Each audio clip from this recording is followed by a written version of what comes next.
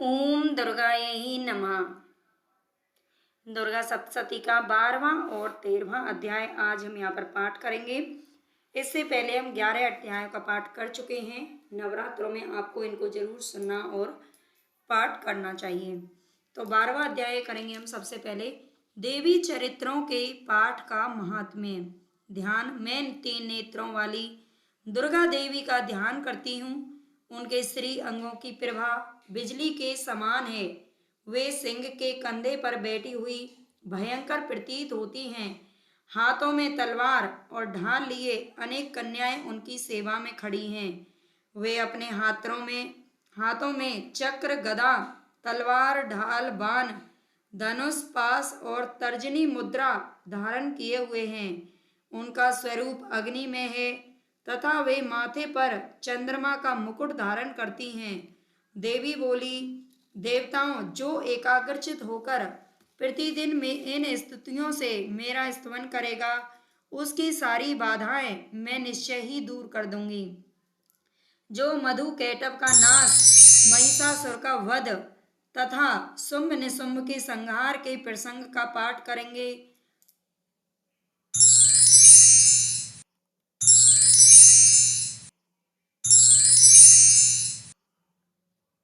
तथा अष्टमी, चतुर्दशी और नवमी को भी जो एकाग्रचित होकर भक्ति पूर्वक मेरे उत्तम महात्म्य का श्रवण करेंगे, उन्हें कोई पाप नहीं छू सकेगा।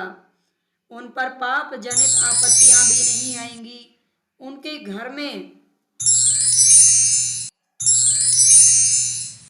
घर में कभी दरिद्रता नहीं होगी तथा उनको कभी प्रेमी जनों के विछोह का कष्ट भी नहीं भोगना पड़ेगा। इतना ही नहीं, उन्हें शत्रु से, लुटेरों से, राजा से, शास्त्र से, अग्नि से, जल की राशि से भी कभी भय नहीं होगा। इसलिए सबको एकाग्रचित होकर भक्ति पूर्वक मेरे इस महात्म्य का सदा पढ़ना और सुनना चाहिए। यह परम कल्याण कारक है। मेरा महात्म्य महामारी जनित समस्त उपद्रवों तथा आध्यात्मिक आदि तीनों प्रकारों के उत्पातों को शांत करने वाला है।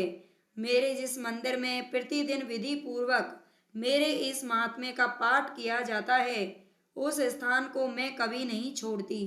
वहाँ सदा ही मेरा सन्निधान बना रहता है। बलिदान, पूजा, होम तथा महोत्सव के अवसरों पर मेरे इस चरित्र का पूरा पूरा पाठ और श्रवण करना चाहिए। ऐसा करने पर मनुष्य विधि को जानकर या बिना जाने भी मेरे लिए जो बलि, पूजा या होम आदि करेगा, उसे मैं बड़ी प्रसन्नता के साथ ग्रहण करूंगी। तत्काल में जो वार्षिक महापूजा की जाती है, उस अवसर पर जो मेरे इस महात्म्य को भक्ति पूर्वक सुनेगा, वह मनुष्य मेरे प्रसाद से सब बाधाओं से मुक्त तथा धन, धान्य एवं पुत्र से संपन्न होगा। इसमें तनिक भी संदेह नहीं है। मेरे इस महात्म्य, मेरे प्रादुर्भाव की सुंदर कथाएं तथा युद्ध में किए हुए मेरे पराक्रम सुनने से मनुष्य निर्भय हो जाता है। मेरे महात्म्य का श्रवण करने वाले इस पुरुषों के शत्रु नष्ट हो जाते हैं। उन्हें कल्याण की प्राप्ति होती है तथा उनका कुल आनंदित रहता है।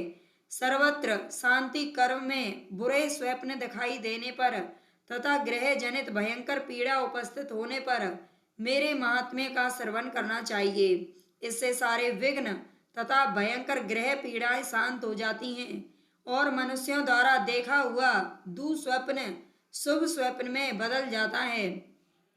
बाल ग्रहों से आक्रांत हुए बालकों के लिए यह महात्म्य शांति कारक है तथा मनुष्यों के संगठन में फूट होने पर यह अच्छी प्रकार मित्रता कराने वाला होता है।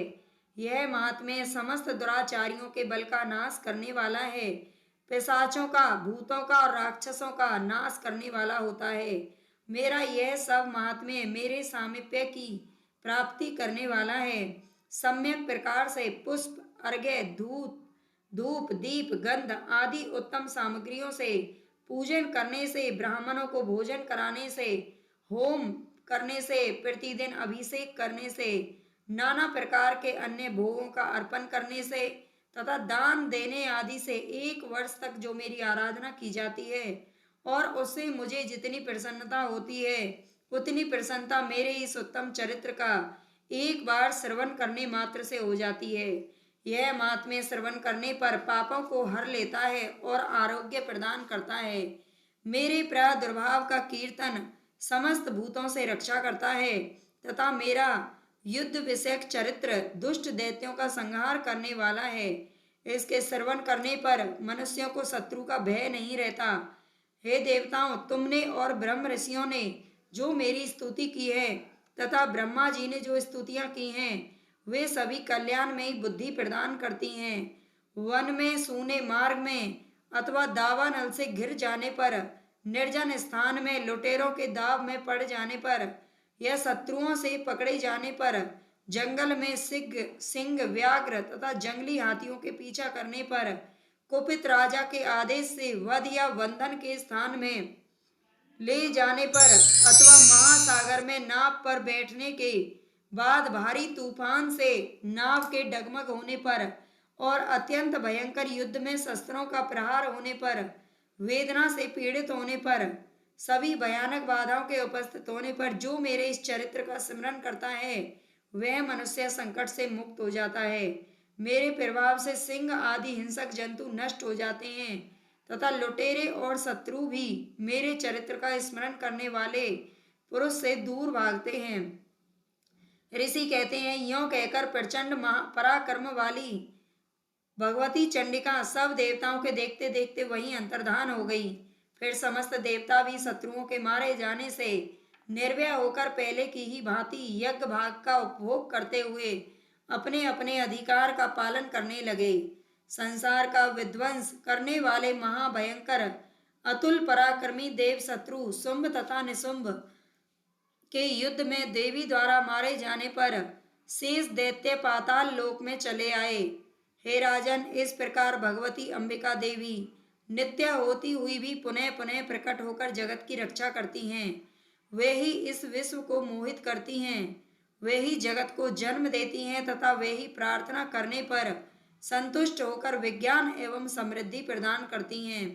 हे राजन, महाप्रलय के समय महामारी का स्वरूप धारण करने वाली वे महाकाली ही इस समस्त ब्राह्मंड में व्याप्त हैं। वे ही समय समय पर महामारी होती हैं और वे ही स्वयं अजन्मा होती हुई भी सृष्टि के रूप में प्रकट होती हैं। वे सनातनी देवी ही समय अनुसार संपूर्ण भूतों की रक्षा करती हैं। मनुष्यों के अभ्युदय के समय वे ही घर में लक्ष्मी के रूप में स्थित होकर उन्नति प्रदान करती हैं और वे ही अभाव के समय दरिद्रता बनकर विनाश का कारण होती हैं। पुष्प, धूप और गंध आदि से पूजन करके उनकी स्तुति करने पर वे धन, पुत्र, धार्मिक बुद्धि तथा उत्तम गति प्रदान करती हैं। इस प्रकार देवी महात्म्य में फल स्तुति नामक 12वां अध्याय पूरा हुआ। अब हमें 13वां अध्याय पढ़ना है जो बहुत छोटा सा है। सुरथ और वैश्य को देवी का वरदान। ऋषि कहते हैं, राजन, इस प्रकार मैंने तुमसे देवी के उत्तम महात्म्य का वर्णन किया। जो इस जगत को धारण करती हैं, उन देवी का ऐसा ही प्रभाव है। वे ही विद्या ज्ञान उत्पन्न करती हैं। भगवान विष्णु की माया स्वरूपा उस भगवती के द्वारा ही तुम ये वैश्य तथा अन्यान्य विवेकी जन मोहित होते हैं, मोहित हुए हैं तथा आगे भी मोहित होते रहेंगे। हे महाराज, तुम उन्हीं परमेश्वरी की शरण में जाओ। आराधना करने पर वे ही मनुष्यों को भोग, स्वर्ग तथा मोक्ष प्रदान करती हैं। मार्कंडेय जी कहते हैं, कौष्टुभ जी, मेधा मुनि के ये वचन सुनकर राजा सुरथ ने उत्तम व्रत का पालन करने वाले उन महाभाग महर्षि को प्रणाम किया। वे अत्यंत ममता और राज्यापहरण से बहुत खिन्न हो चुके थे। हे महामुने, इसलिए विरक्त होकर वे राजा तथा वैश्य तत्काल तपस्या को चले गए और वे जगदम्बा के दर्शन के लिए नदी के तट पर रहकर तपस्या करने लगे। वे वैश्य उत्तम देवी सूक्त का जप करते हुए तपस्या में प्रवृत्त हुए। वे दोनों नदी के तट पर देवी की मिट्टी की मूर्ति बनाकर पुष्प, धूप और हवन आदि के द्वारा उनकी आराधना करने लगे। उन्होंने पहले तो आहार को धीरे धीरे कम किया, फिर बिल्कुल निराहार रहकर देवी में ही मन लगाए एकाग्रता पूर्वक उनका चिंतन आरंभ कर दिया। वे दोनों अपने शरीर के रक्त से प्रोक्षित बलि देते हुए लगातार 3 वर्ष तक संयम पूर्वक आराधना करते रहे। इस पर प्रसन्न होकर जगत को धारण करने वाली चंडिका देवी ने प्रत्यक्ष दर्शन देकर कहा। देवी बोली, राजन तथा अपने कुल को आनंदित करने वाले वैश्य, तुम लोग जिस वस्तु की अभिलाषा रखते हो वह मुझसे मांगो, मैं तुमसे खुश हूँ, अतः तुम्हें वह सब कुछ दूंगी जो आप चाहते हो। मार्कंडे जी कहते हैं, तब राजा ने दूसरे जन्म में नष्ट न होने वाला राज्य मांगा तथा इस जन्म में भी शत्रुओं की सेना को बलपूर्वक नष्ट करके पुनः अपना राज्य प्राप्त कर लेने का वरदान मांग लिया। वैश्य का चित्त संसार की ओर से खिन्न एवं विरक्त हो चुका था और वे बड़े बुद्धिमान थे, इसलिए उस समय उन्होंने तो ममता और अहंता रूप आसक्ति का नाश करने वाला ज्ञान मांगा। देवी बोली, राजन तुम थोड़े ही दिनों में शत्रुओं को मारकर अपना राज्य प्राप्त कर लोगे। अब वहां तुम्हारा राज्य स्थिर रहेगा। फिर मृत्यु के पश्चात तुम भगवान विवस्वान सूर्य के अंश से जन्म लेकर इस पृथ्वी पर सावर्णिक मनु के नाम से विख्यात हो जाओगे। वैसे वर्ण, तुमने भी जिस वर को मुझसे प्राप्त करने की इच्छा की है उसे देती हूँ, तुम्हें मोक्ष के लिए ज्ञान प्राप्त होगा।